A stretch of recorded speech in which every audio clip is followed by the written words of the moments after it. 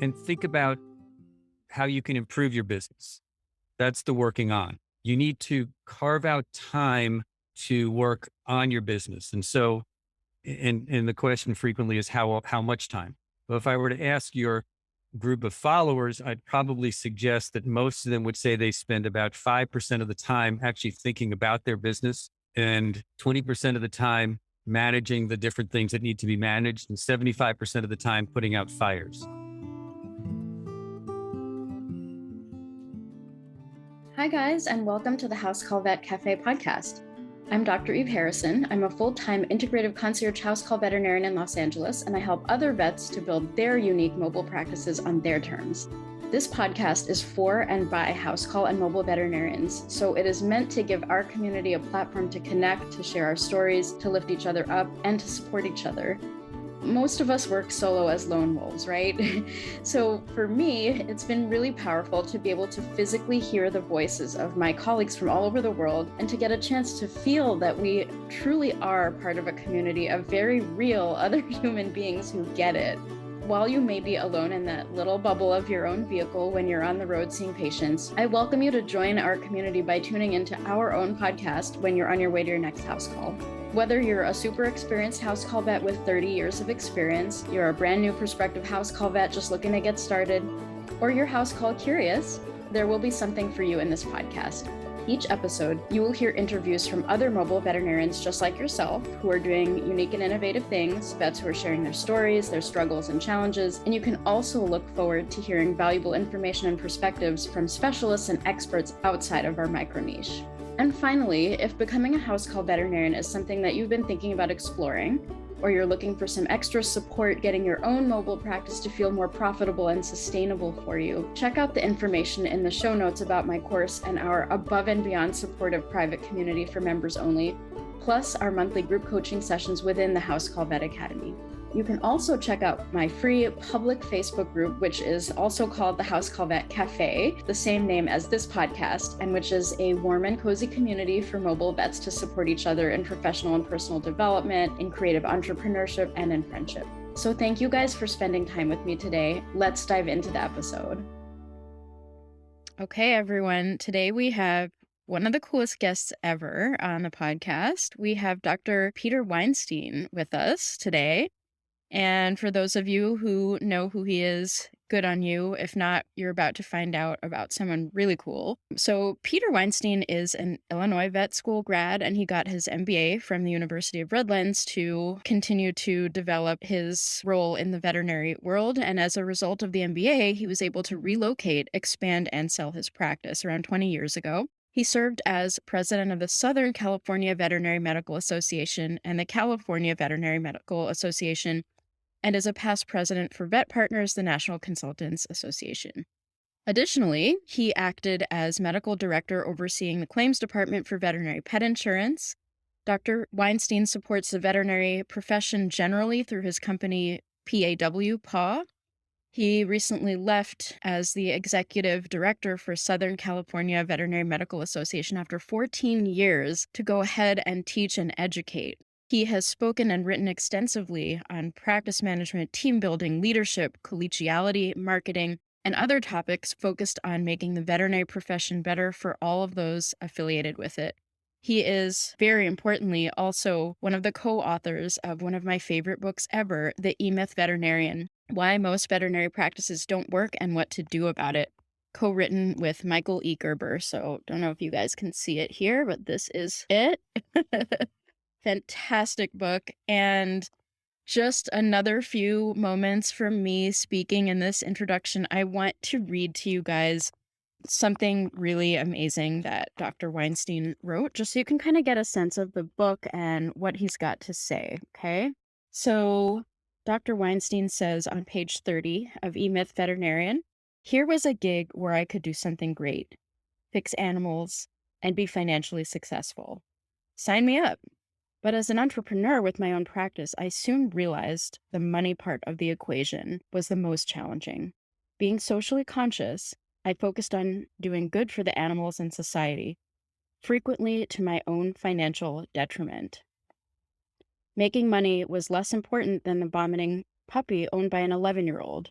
or the Shih Tzu with glaucoma that was the last memory of the client's late husband. At some point, veterinary medicine decided that being socially focused and financially focused were mutually exclusive. Why? It didn't make financial sense. We veterinarians want to be loved, and if money was the barrier to being loved, then so be it. We will sacrifice income to be loved. Frank Savinsky, the E-myth chiropractor, addressed this beautifully for the chiropractic profession, and it is worth extrapolating to the veterinary profession. Quote, as healthcare providers, our altruistic nature can conflict with the utilitarian reality of owning a business. Making a profit is not incompatible with your social obligation. In fact, it is essential. Close quote. After my entrepreneurial seizure, like Wolfman at midnight, my life changed. I recognized that to pay myself, pay off loans, pay the bills, I have to rethink money. It didn't mean I totally understood it at first. I just knew that money makes all the difference. So thank you for that. I was very moved when I read that, and I think it's really the heart of all the problems that we have in our industry and the heart of why the house called Vet Academy exists and the heart of the heart of almost everything I do and I think almost every vet I know does and struggles with. So thank you for those amazing words. I wanted to welcome you to the podcast and just say hello and welcome. Thank you, Dr. Eve. Thank you so much for the invitation. And thanks for the shout out on the book. I'll tell you what, just for that, if you want to choose a winner of a copy of the book, I will send a signed copy of the book to one of your followers. So I leave that to you as how you want to do that, but I will be more than happy to send a signed copy to one of your followers. That's kick-ass. So can I keep it myself? Once it's in your hands, I don't know what's going to happen, but no, I just want to give you a shout out and a thank you for recognizing the E-myth Veterinarian. Thank you so much. So awesome. So, first of all, I wanted to start out the episode how I always start out my episodes. What's your favorite snack to eat when you're on the road? Uh, anywhere I can go, I look for peanut butter and jelly. It's not as easy to find when you're on the road. And if not, usually it's like fruits and nuts or one of those not fruits and nuts mixes. I try to stay as healthy as I can because when you're on the road, the tendency is not to eat quite as healthy, but I try to, find those healthy snacks that I can eat in my room while watching Netflix or something. Excellent. Yeah, that's pretty similar. I'm a fruit and nut kind of person when I'm traveling to my house calls. Very cool. So, I and my community of vets in the House Call Vet Academy are huge, huge fans of the E-myth and the E-myth Veterinarian. And I would love to know, how did you get involved in that collaboration? How did that even come to be? So cool. Yeah, there's a funny story behind that. About 6 years ago, I think it was, I was in Seattle. I was in Seattle because my daughter was a swimmer at USC, University of Southern California, and the Pac-12 swimming championships were up in Seattle. And I was at the meet in the morning. In swim meets, there's a morning portion and an afternoon portion. And I came back and I received a voicemail from Michael Gerber company saying that Michael Gerber would like you to speak with you about authoring a book with him. And it was like, yeah, sure. And there's some swampland in Arizona for sale. And would you like to buy the Brooklyn Bridge Right. or the London Bridge or whatever bridge it was that everybody wants to sell? So I called and I spoke to a representative and I said, yeah, this all sounds well and good, but if you really want me to think about it, I need to get on a call with Michael because I know his voice and I want to make sure this is legit. So we set up a follow-up call, got on the call, and Michael's got a fairly distinctive voice and I've heard him speak numerous times. And so, yeah, once I picked my jaw up off the ground, we started talking about what he was looking for. And they had been approached by somebody who heard me speak at the Western Veterinary Conference. And I was advocating strongly for every small business owner to buy the E-myth or the E-myth Revisited, which are two of Michael's books from the late 80s, early 90s. And that somebody had called the company because they couldn't find them. They were not as readily in print back then, or Amazon didn't have them, whatever.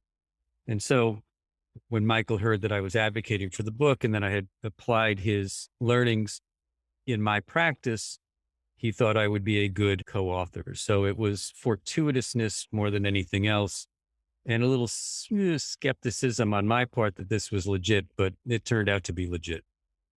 So cool. That's amazing. What a brilliant connection. And had you ever spoken with him before? I may have gone up to him after a gig someplace. I'm sure he didn't know me from a hole in the wall. He probably knew the hole in the wall better. Um, but no, I had never really had a conversation of this nature with him prior to 6 years ago. That's so awesome. Oh my gosh. Yeah, what a fortuitous, serendipitous, amazing thing. Yeah, Can you, for our listeners who are not familiar with the E-myth philosophy, can you tell me a little bit about that and how it applies to veterinary medicine? absolutely. E-myth stands for entrepreneurial myth. And it's the myth that if you are good at doing the technical work of being a veterinarian, restaurateur, dry cleaner, that you can run a business that provides that service. There is a difference between being good at the technical work and being good at running a business that provides the technical work. So the entrepreneurial myth is the fact that most small business owners are not entrepreneurs, but technicians who've had an entrepreneurial seizure. Yeah. And so what the messaging is that if you really want to own a business, you have to be the entrepreneurial part of the business equally to the technical part of the business to ultimately be successful. And veterinarians, classically, I mean, we're taught that way, are technicians. We're not essentially taught how to be entrepreneurs. In fact, most of it is an elective in veterinary school. And we're not even taught much on management. So we end up leaving a practice because we don't like the philosophy, we don't like the staff, we don't like the owner, whatever the case may be. And we say, well, I was a good doctor for Dr. Weinstein, so I'm going to go open my own hospital, only to find out that there are a lot of moving parts. And in my opinion, it's actually harder to be a entrepreneur that owns a business that provides veterinary services than it is just to be a veterinarian. Because when you have to do both, you got more balls in the air than a one-armed cat neuterer. I hope there aren't any one-armed cat neuterers out there, but that is a lot of balls in the air. That's funny. Um, so I agree with that so much, and that's why the E-myth is such an important and natural part of what I teach in my house call academy. Because I can't tell you how many people I've had come to me and say, "Oh, I've been a vet for 20 years. I've been a vet for 10 years. I can start a house call practice. I don't need you." I was like, "Okay. I mean, that's fine. Good for you. I'm happy. I want you to succeed. I don't care how you do it." But the fact is that opening a practice, being an entrepreneur, being a business owner is very, very dramatically different skill set, different set of resiliency type of stuff. It's a whole other can of worms, and I think my concern is for folks who say that they don't recognize that, and that's where they're gonna get into trouble. Whether they learn from me or not, who cares? But I agree so much, you have to balance your entrepreneurship with your technical abilities, and I know when you say technician, we're not talking about, obviously, veterinary technician, we're talking about technician in the bigger sense of things, like technically able to provide the services that come from our profession, Right. right? It's the little T versus the big T. The the Right. the licensed technicians are the big T. The technical skills that we have, putting in catheters, taking radiographs, interpreting lab work, that's the little T. It's the adjectival T versus the noun T. Adjectival T, love that. Okay, SAT scores. What can I say? That's right. You're such a, like, quirky, funny person, I love it. So my next question, so I have to reference the group coaching call that we just did with the House Call Vet Academy participants, where you heard us talking and bitching about brick and mortar practice, and you said something funny that it sounded like rigor mortis. And, so now henceforth we will be, using that and referring to brick and mortar as rigor mortis. Thank you for that stroke of genius. because it's really funny and it's kind of true.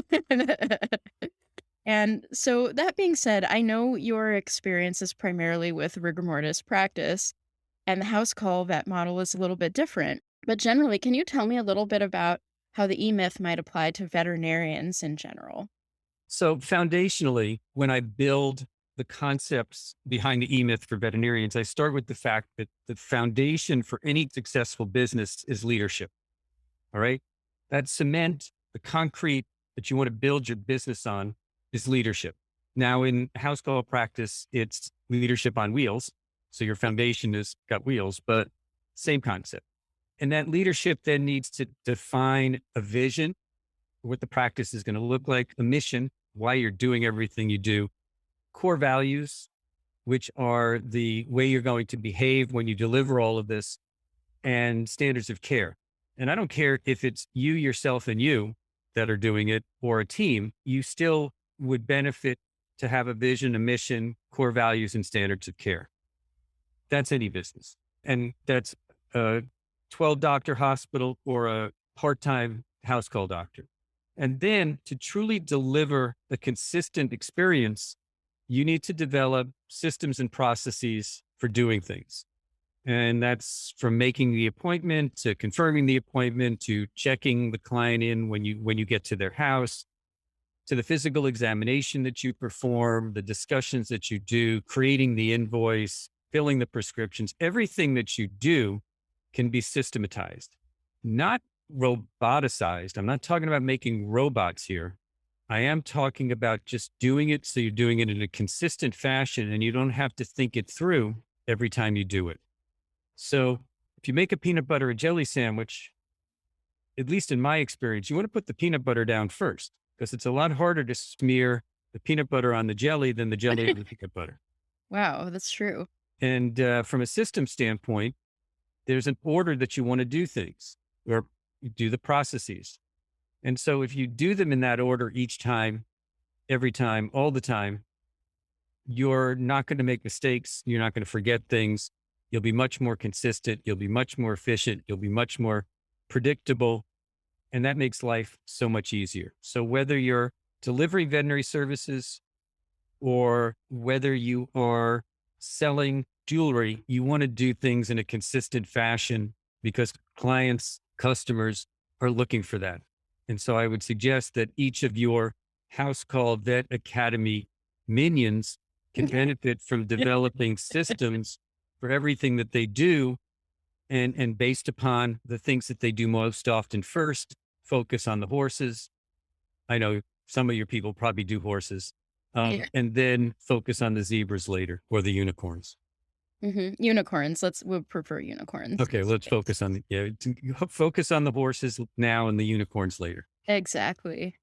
Excellent. Yeah, I think that systematizing and automating and taking things from having to figure each unique situation out over and over again, it just takes so much brain power. And if you have a system, you have an automation, you are free to, you're free to use your brain to be an entrepreneur and to figure out how to make more money and how to make a better product and how to make a better service and how to live your life and how to be free and how to have the time to do that. So can you tell me a little bit, you mentioned this in the book.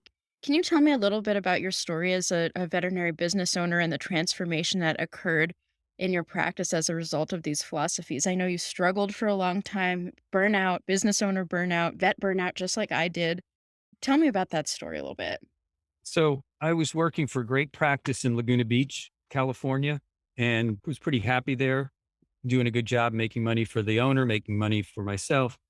And we were driving to a VMA meeting, I believe, and drove by a shopping center that was just being built and 50,000 new homes being built in Laguna Hills, California. And that was the start of my entrepreneurial seizure, where I said, if I can do it for him, I can do it for myself. So eventually, in 6 months, 8 months later, I opened the hospital only to realize what I didn't know. I knew what I knew, but I didn't know what I didn't know. Mhm. And so for the first 3 years, I was successful in spite of myself, but it was exhausting to get there. I made mistakes, said things I shouldn't to staff members, said things I shouldn't have to clients because you're tired. from that standpoint. And then started to go to some business education meetings and learned more and more. One of the meetings recommended the reading of the E-myth Revisited. So I read that again and again and again, started to attend some of the lectures that Michael Gerber was providing in Southern California. I like to say I became a Michael Gerber stalker. Um, Talked to some of his coaches and eventually recognized that I could apply the learnings to my own practice to start to create the systems so that the practice wasn't as dependent upon me as it was upon the systems. And I tell a story about being at the Western Veterinary Conference about a year after I sold my practice. I had a relief doctor there and I got paged in the casino. This was before cell phones were, fit in your pocket. Back then they were the size of a brick. Right. Um, and anytime you get paged in a casino or an airport, it can never be a good thing. Anyhow, I was paged by the front desk at the hospital and I had a client there who wouldn't see my relief doctor. And so I had to talk to the client and talk her down off the ledge and say, first of all, he's older than I am. Second of all, he knows more than I do. And third of all, your pet will do just fine, which is when I realized the business owned me and I didn't own the business. And so it was really a question of making the necessary changes to put the systems in place to empower the staff to grow a business that wasn't just a job. And that's how I applied Michael's philosophies from the E-myth Revisited, which is to just start to think about working on my business, not just in my business. Love it. Love it. Those are truths that I don't think a business can thrive without. I mean, it can exist despite itself, like you said. It can exist uncomfortably. It can exist and harm the owner and the folks that work within it. But I think without that sort of E-myth philosophy and the sort of corollary ways of thinking about it, you will be owned by your business instead of you owning it. I've experienced it. I know it to be true. I've seen it over and over and over again with house call practitioners who are starting their own businesses. And so if anyone who's listening is already feeling that, you're not alone. And there are ways to get out of it. It's possible to get out of it. And it's in a book and in a course. There's so many ways to kind of approach this, but I love that you kind of turned things around and kind of came out ahead of the game despite these struggles. And curious to know, I mean, you did sort of mention that so many of these principles apply whether you're a carpenter, whether you are a manicurist, whether you're a veterinarian. Any thoughts specifically on how this might apply specifically to being a boss on wheels? Yeah, it's interesting. As a boss on wheels, you spend a lot of time thinking as you Yes. drive from house call to house call. I think one of the things that you need to do is pull your car off to the side of the road and stare off into the ocean or into the mountains or into the lake or into oncoming traffic. No, No. and think about how you can improve your business. That's the working on. You need to carve out time to work on your business. And so, and the question frequently is how much time? Well, if I were to ask your group of followers, I'd probably suggest that most of them would say they spend about 5% of the time actually thinking about their business and 20% of the time managing the different things that need to be managed and 75% of the time putting out fires. So if they could spend 50% of the time running the business, the technical part of the business, because it's systematized or automated, and 25% of the time managing the things that need to be done, paying bills, et cetera, but they could spend 25% of the time thinking about how they could get to the next level. How could they build a business and a business model that could be, for lack of a better term, franchised? Now, I'm not suggesting that you guys necessarily want to build something that you can sell to a franchise, but I am suggesting that if you build something that you could sell, then you'll be ultimately successful.